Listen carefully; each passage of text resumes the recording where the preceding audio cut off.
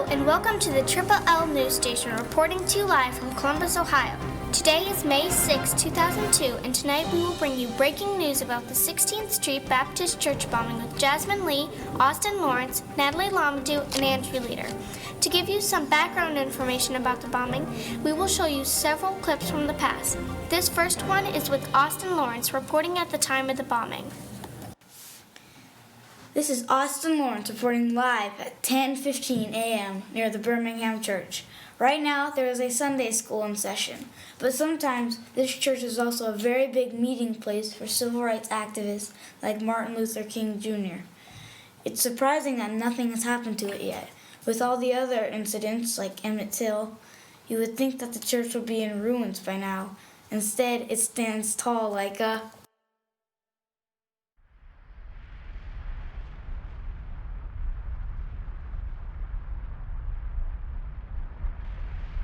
What was that? It is 10:22 and the church is now in ruins. I see some people running away. It's some members of the Ku Klux Klan. Those monsters. Wait, the Sunday school kids. We have to save them. Run! Hello? Is anyone in here? Hello? Are you still alive? Put the camera down and help me, Carl. I'm coming! Whoa! Oh my gosh! Carlo! Go get some help! As you can see, this is not going well. Hope to see you again. Back to you. The second clip is with Natalie Lamadou, who was at the scene of the bombing later the next day. Hello, this is Natalie Lamadou reporting live at the church where the bombing took place. The bombing, unfortunately, took the lives of 4 little girls. Denise McNair, Addie Mae Collins, Cynthia Weasley, and Carol Robinson were the unfortunate victims. Denise was 11, Addie, Cynthia, and Carol were all 14. The bombing also injured 22 people, many of which their lives are now on the line too. John Cross and a few others helped dig up the bodies of the girls. Sources say that the girls were only a few feet away from the bomb when it took their lives. The bomb, say the sources, was under the church steps and the girls right next to it inside the church. The girls were in Sunday school and practicing for a ceremony they were going to do. When the bomb exploded, the basement ceiling collapsed and the girls were buried under the floor where they immediately died. Denise McNair's parents were teachers, and as soon as they heard that the church had been bombed, they rushed to the scene. They did not know if their daughter was dead or if she was still alive under the rubble. As people were digging, they found one of Denise's shoes, and then they found her body. The family was so heartbroken and angry about the death of their child, they did not leave their homes for a couple of days. Denise McNair is going to be buried in Shadowwall Cemetery in southwest Birmingham.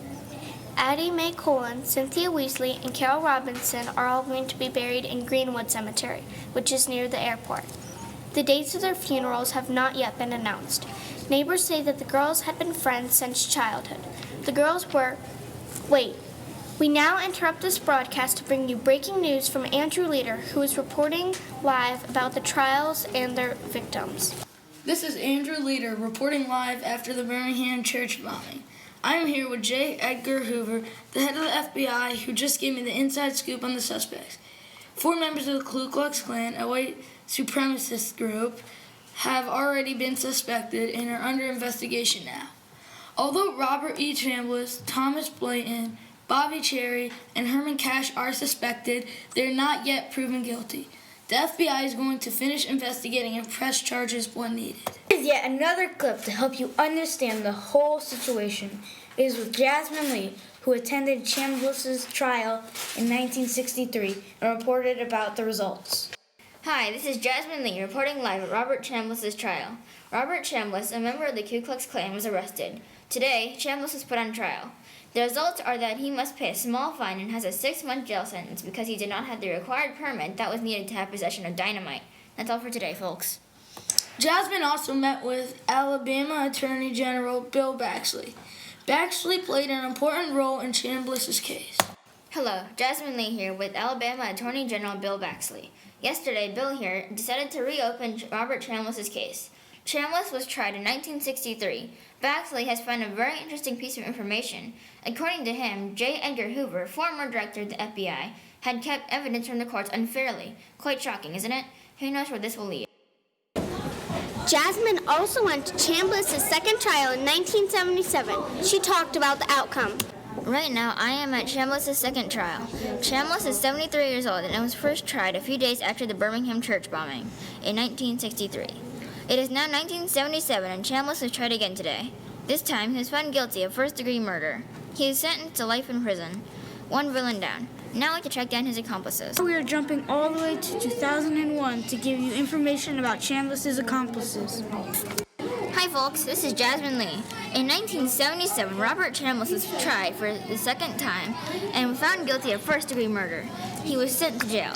Now, 24 years later in 2001, we have found Chambliss's accomplices, Bobby Frank Cherry and Thomas Blanton.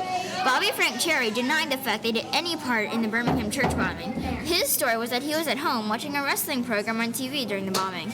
Evidence was found that he lied about his alibi. Apparently, there wasn't a wrestling program on during the bombing. Cherry stuck to his story anyway. He was going to go to trial yesterday, but his defense attorney said that 71-year-old Bobby Cherry was too physically and mentally infirm to stand trial. Judge Garrett allowed for the court date to be pushed back, but he refused to get rid of charges against Cherry. Thomas Blanton also went to trial. The prosecutor said that Blanton was a racist man and was loyal to the Ku Klux Klan. He protested loudly against the efforts to desegregate the South. His defense attorneys told the prosecutors that the trial was not about what Blanton believed. They said the trial was about whether he bombed the Birmingham church. The court had some secret FBI recordings of Blanton's apartment, which proved to be a major piece of evidence against him. One of the recordings shows Blanton's discussion about going to the meeting where we planned the bomb. 22 witnesses were called during the trial to talk about Blanton's role. Only 2 of them were defending him. Thomas Blanton is convicted on 4 counts of murder and is sentenced to life in prison. The events are getting more recent. Just a few months ago, Jasmine met with Judge Garrett. Garrett is the person who's going to judge Cherry. Today is January 15, 2002. This is Jasmine Lee reporting live here with Judge Garrett. We have been discussing Bobby Frank Cherry's case. Garrett has been telling me all about Cherry's situation right now. Last week, Judge Garrett decided that Cherry should go through some testing to assess his mental state. The tests have proved that Cherry is healthy and faked his illness. Garrett has decided that Cherry is healthy enough to stand trial. The new court date is April 29, 2002. Wait, I just found out that Cherry's trial has been moved back due to statewide judicial funding. Wow, today, May 6, 2002, is a big day for everyone in America. This is Andrew Leader reporting live in Studio 14B, Columbus, Ohio. Bobby Frank Cherry was finally put to justice for the Birmingham church bombing. After faking an illness, he was finally put to trial and convicted of 4 counts of first-degree murder. He was sentenced to life in jail and was the last of the 4 suspects to be uncharged. It is such a big day to know that all of the people involved in the Birmingham church bombing have been put in jail and are not on the loose anymore. On to Jasmine, who is at the trial right now. Thanks, Andrew. As Andrew said, I am Jasmine Lee, reporting live at Bobby Frank Cherry's trial. Cherry has just been convicted on first-degree murder and is sentenced to life in jail. He is the last person of the 3 people who were involved in the bombing to go to jail. Now, 39 years after the bombing, we can finally bring justice to those who were killed or injured in the Birmingham church bombing. Thank you, Jasmine. On behalf of the Triple L News Station, we thank all of our reporters, Jasmine Lee, Austin Lawrence, Andrew Leader, and Natalie Lamajou. Now, let us celebrate the fact that the last step towards earning justice for those who were killed in the terrible bombing of 1963 is finally over. Thank you and good night.